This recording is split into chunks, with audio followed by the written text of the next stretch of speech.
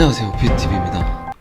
안녕하세요, 비트TV님. 광주에 살진 않지만 블록체인에 굉장히 관심이 많은 29살 구독자입니다. 처음으로 비트TV님 영상은 비트인 영상으로 알게 되었는데, 그때 젊은 남녀분들을 만나셨다는 코멘트를 듣고 저도 만나 뵈서 이 얘기 나눠보고 싶다는 생각을 했습니다. 광주에 계시는 분들이라 기회가 그분들에게만 주어지는 것에 대해서 너무나도 당연하게 생각했지만 너무 직접 뵈서 단 30분이라도 말씀 나누고 싶습니다. 저는 2017년도에 대학교에서 블록체인 프로젝트를 진행하면서부터 많은 관심을 갖고 공부 중입니다.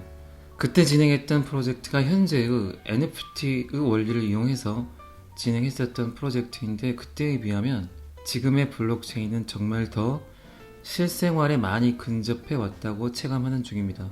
사실 가격이 어떻게 될까요는 물론 관심은 있지만, 실질적인 저의 관심은 비트TV님의 인사이트와 앞으로 사람들의 본질적인 가치라는 것이 어떻게 변할 것인가에 대해서 얘기해 보고 싶었습니다. 경기도에 살고 있지만 불러만 주신다면 광주까지 바로 갈 수 있습니다. 유튜브라는 컨텐츠를 하면서 이렇게 제게 감동이 올 줄은 몰랐습니다.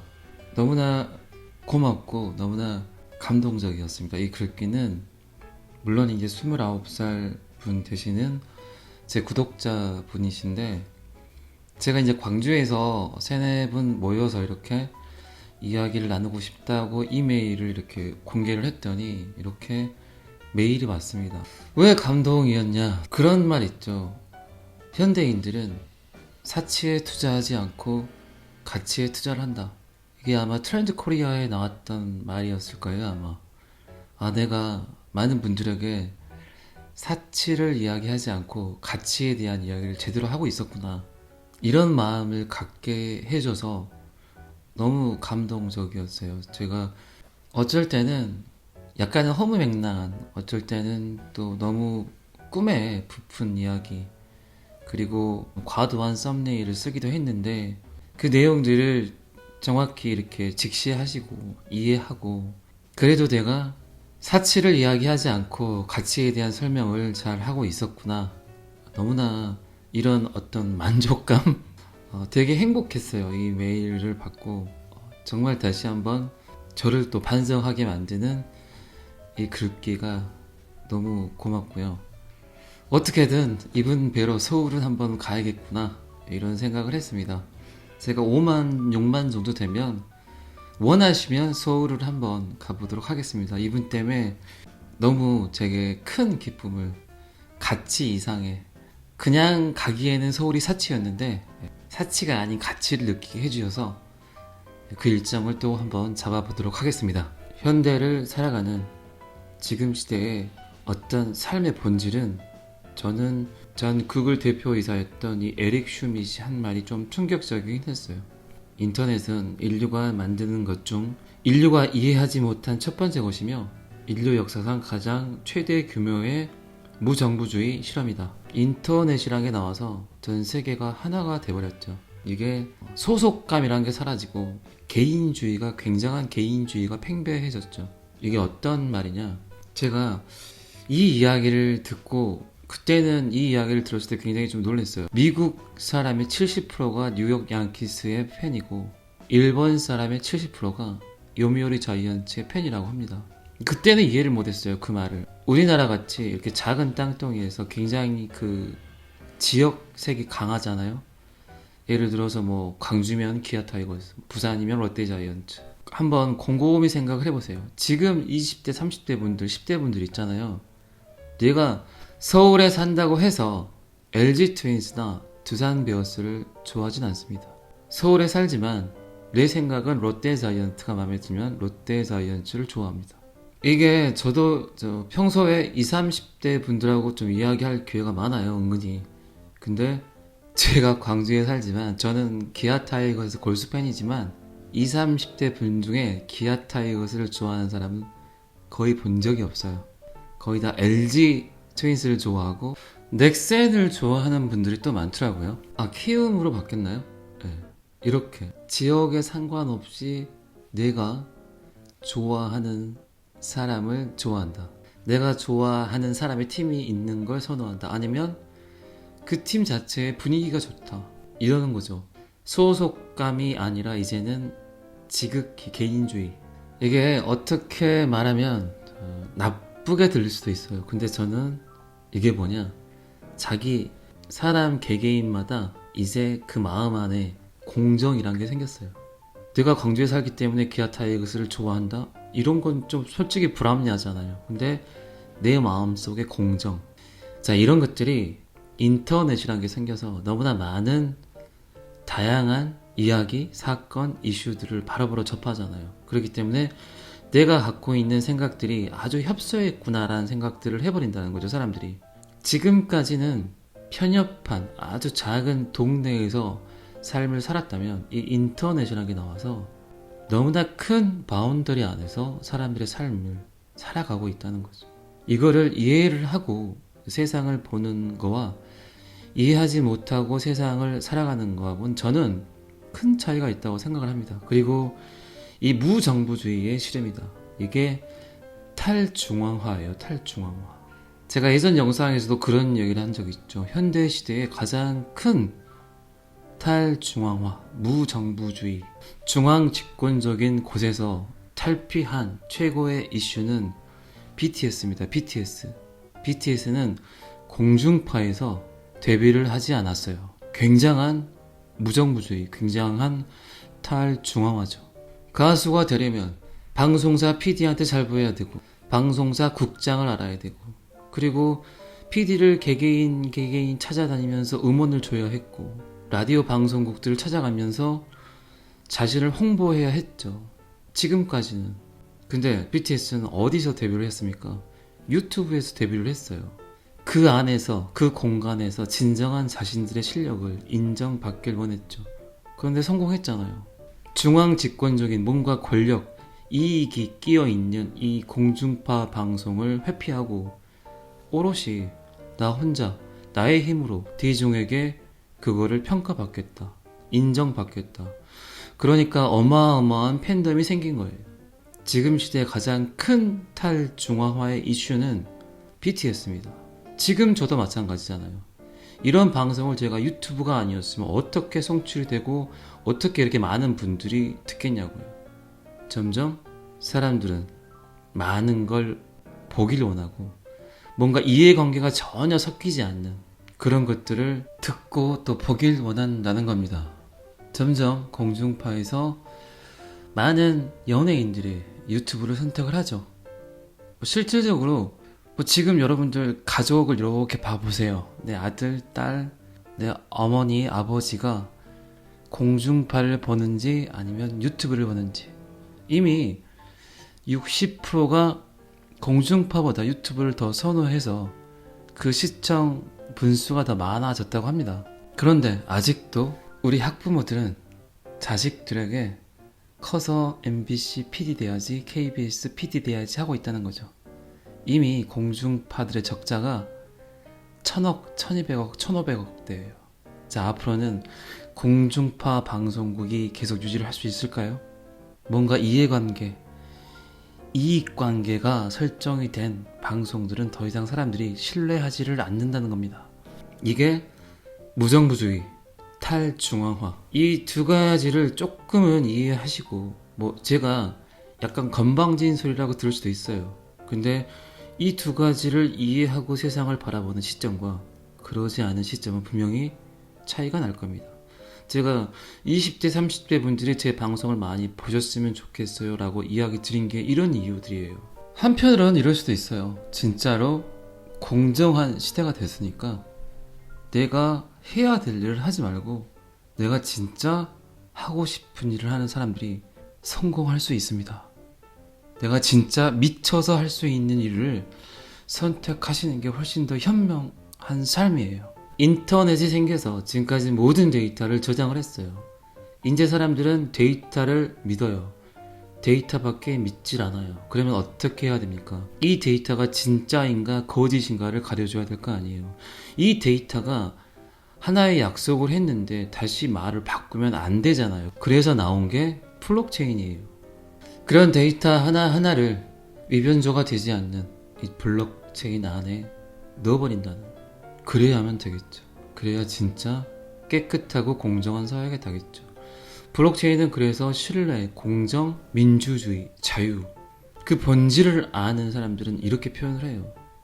이 전체적인 세상이 돌아가는 틀을 이해하고 블록체인을 이야기하시는 분들은, 제가 생각하는 지금 시대의 삶은 에릭 슈밋이 말했던 무정부주의의 실험, 그리고 이해하지 못한 첫 번째 것. 이분이 이 이야기를 왜 했겠습니까?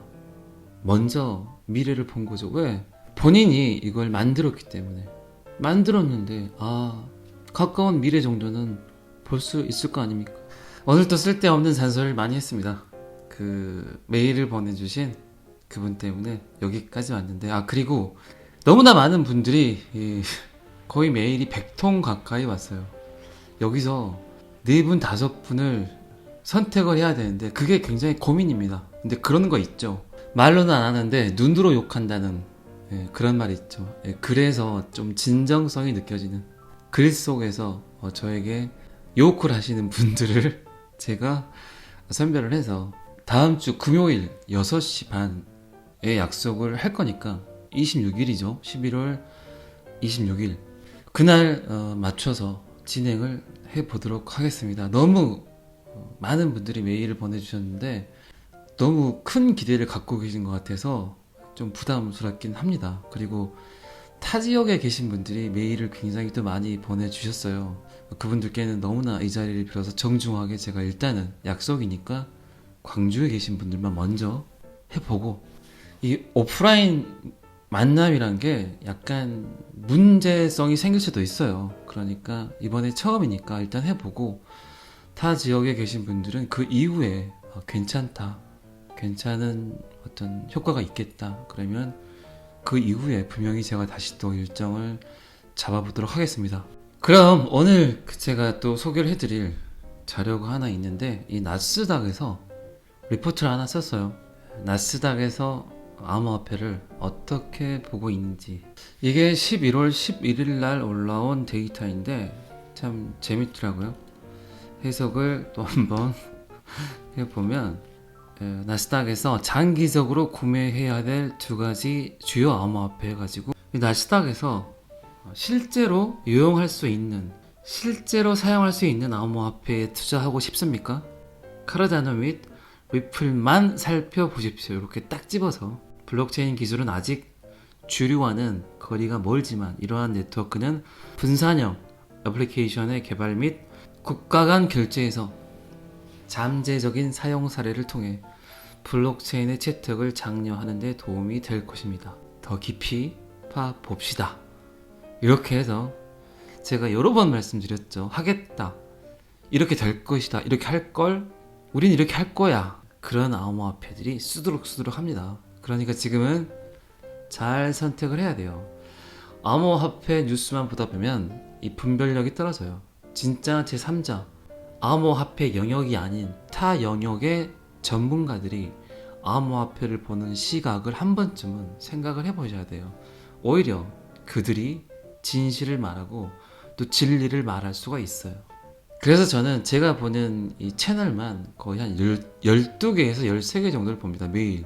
근데 그게 다 암호화폐 뉴스만 보진 않아요. 포브스도 보고, 뉴욕타임즈도 보고, 또 이렇게 나스닥 뉴스도 보고. 근데 요게 딱 걸리더라고요. 첫 번째는 어쨌든 카르다노 에이다를 이야기를 하고, 구체적으로 어떤 이야기를 하냐. 2021년 올해 굉장히 많은 성과를 거두었지만 개발자가 프로그래밍 가능한 블록체인의 잠재력을 확장함에 따라 계속 성장할 준비가 되어 있습니다. 우리가 1년, 2년 보고 투자하시는 건 아니죠. 그리고 너무 단기적인 어떤 상승에 너무 현혹되지 마세요. 투자는 최소 3년, 5년을 보고 투자를 하세요. 왜 땅은 5년, 10년 잘도 기다리시면서, 왜 장사, 사업해가지고 자리 잡을 때까지 3년 기다려야 된다라고 인정들을 하시면서 왜 코인만 사면 무조건 오를 거라는 생각들을 하시나요? 그거 절대 아닙니다. 항상 장기적인 안목. 저도 4, 5년 투자를 했지만 단타 쳐서 그때는 이익을 받겠죠.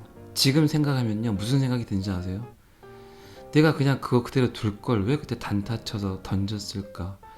이런 후회가 제일 큽니다.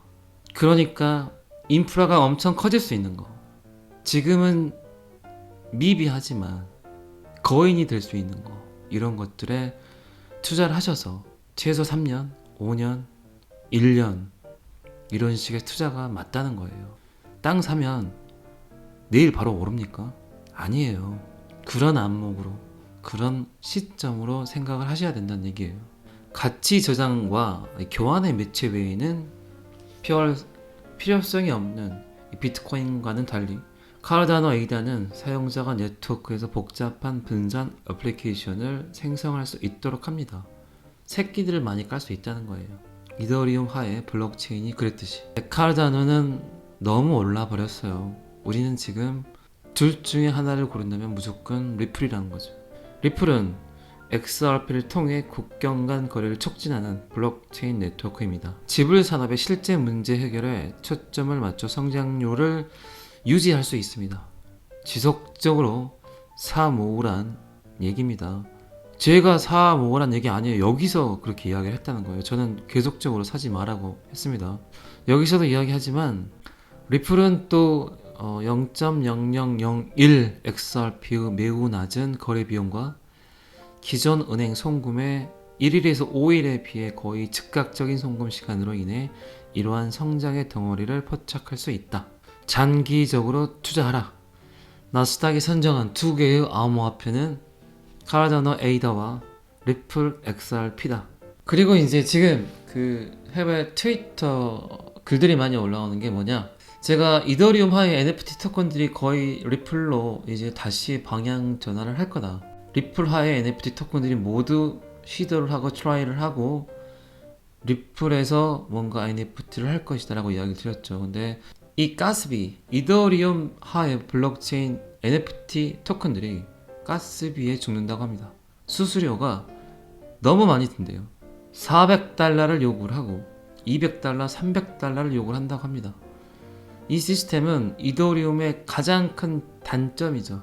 어쩔 수 없는 이 가스비. 방금 그 0.0001 XRP 수수료가 나오니까 갑자기 생각이 나서 이야기를 드리는 겁니다. 오늘 서두에 너무 제가 말들이 많았고 나스닥 이 이야기는 방금 전에 설명을 드렸지만 제 3자가 A와 B가 싸움을 하는데 누가 공정할 수 있나요? 옆에서 구경하는 C가 굉장히 공정할 수 있습니다. 나스닥이 고른 토큰 에이다와 XRP. 에이다는 너무 올랐다. 그러니까 XRP를 사지 마라. 오늘은 여기까지 하겠습니다. 구독과 좋아요는 항상 저를 힘나게 합니다. 감사합니다. 비트TV였습니다.